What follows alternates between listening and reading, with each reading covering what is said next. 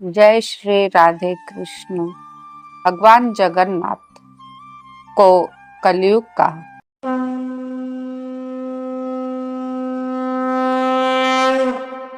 स्वामी माना गया है।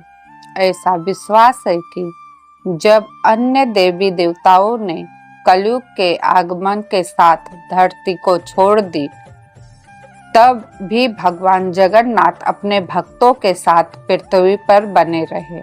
वे अपने भाई बलभद्र और बहन सुभद्रा के साथ पुरी उड़ीसा में निवास करते हैं।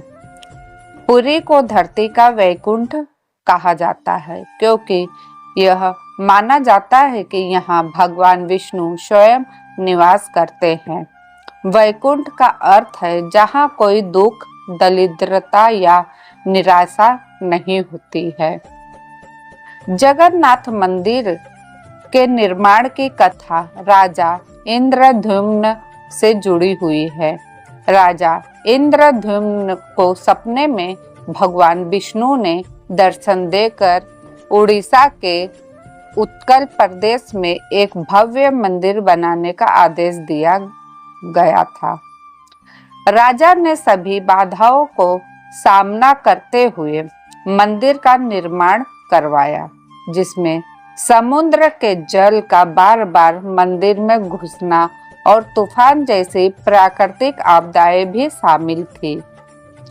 भगवान जगन्नाथ की मूर्तियों के निर्माण में विश्वकर्मा जी लगे थे, लेकिन जब रानी ने निर्माण स्थल के द्वार को खोल दिए तो विश्वकर्मा जी नाराज होकर अधूरी मूर्तियां छोड़कर चले गए। यही कारण है कि भगवान जगन्नाथ की मूर्ति के हाथ और पैर पूरी तरह से विकसित नहीं हुआ है। जब मंदिर तैयार हो गया, तब भगवान जगन्नाथ की मूर्तियों की प्राण प्रतिष्ठा के लिए राजा इंद्रद्युम्न ब्रह्मलोक गए। ब्रह्मलोक पहुंचने में सदियां बीत गई, लेकिन राजा की उम्र वैसी की वैसी ही रही। इस दौरान मंदिर रेत के नीचे दब गया और सिर्फ ऊपरी हिस्सा दिखाई देता था। जब राजा लौटे तो उस समय के राजा की सहायता से मंदिर की खुदाई करवाई गई और ब्रह्मा जी ने मूर्तियों की प्राण प्रतिष्ठा की। जगन्नाथ मंदिर पर 17 बार मुस्लिम आक्रमण हुए। इन हमलों का उद्देश्य मंदिर को लूटना, मूर्तियों को नष्ट करना और हिंदुओं को उनके विश्वास से हटाना था। सन 1340 में बंगाल के सुल्तान इलियास शाह ने पहला हमला किया, लेकिन राजा नरसिंह देव तृतीय ने मूर्तियों को सुरक्षित बचा लिया। 1360 में दिल्ली के सुल्तान फिरोज शाह तुगलक ने दूसरा हमला किया था। 1509 में बंगाल के सुल्तान अलाउद्दीन हुसैन शाह के कमांडर इस्माइल गाजी ने हमला किया, लेकिन मूर्तियों को चिल्का झील के द्वीप पर छुपा दिया गया और 1699 में अंतिम हमला मोहब्बत तकी खान ने किया था, जिसके दौरान मूर्तियों को कई स्थानों पर छुपाया गया। सन 144 वर्षों तक मूर्तियों का छुपा रहना। इन आक्रमणों के कारण भगवान जगन्नाथ की मूर्तियों को 144 वर्ष तक छुपाकर रखा गया था। मंदिर में रहस्य और चमत्कार। कहा जाता है कि मंदिर में एक गुप्त तहखाना भी है, जिसमें अपार धन और खजाना छिपा है। यह खजाना मंदिर में आने वाले विभिन्न राजाओं और भक्तों द्वारा चढ़ाए गए सोने, चांदी, हीरे, जवाहरात से भरा हुआ है। इस खजाने के बारे में कई तरह की कहानियां और रहस्य जुड़े हुए हैं। मंदिर के द्वार पर भगवान जगन्नाथ की मूर्ति बाहर की ओर झांकती हुई दिखाई देती है।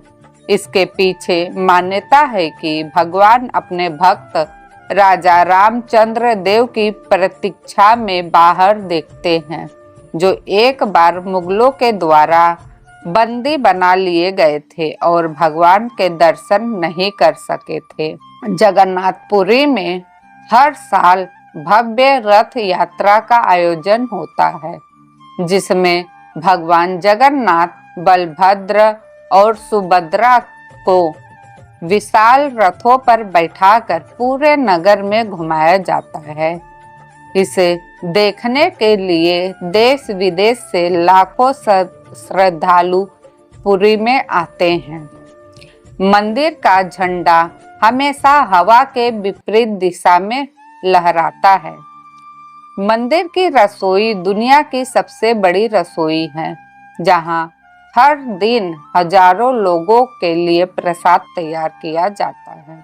मंदिर के शिखर पर छाया कभी नहीं धरती पर नहीं गिरती, चाहे सूरज कितनी भी दिशा में कौन से भी दिशा में क्यों ना हो। भगवान जगन्नाथ का मंदिर न केवल एक धार्मिक स्थल है, बल्कि भारतीय इतिहास, सांस्कृतिक और आस्था का अद्वितीय प्रतीक भी है। इसके रहस्य, चमत्कार और संघर्ष की कहानियां इसे और भी अद्भुत बनाती है। यह वीडियो या जानकारी लोगों को जगन्नाथ के पीछे हुए रहस्य और उसके गौरवशाली इतिहास के बारे में जागरूक करने का प्रयास है।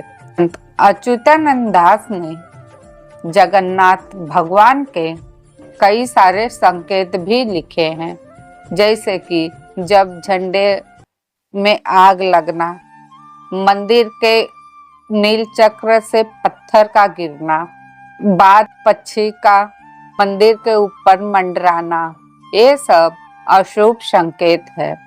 यह सब जब संकेत मिलता है तब प्राकृतिक आपदाएं या फिर अनेकों युद्ध भी होते हैं, और यह कई बार संकेत हम लोगों के बीच में दिखाई दे चुका है। यहाँ तक कि रक्त के छींटे भी दिखाई दिए, और हाल फिलहाल में हम लोगों के सामने कई प्रकार की चुनौतियां भी आई, महामारियां आई।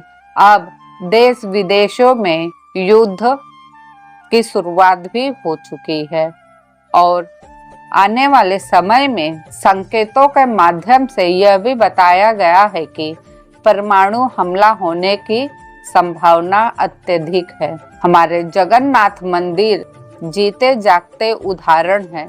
जिन लोग भगवान पर विश्वास नहीं करते हैं, आज की इस वीडियो को देखने पर उन्हें अवश्य विश्वास हो ही जाएगा।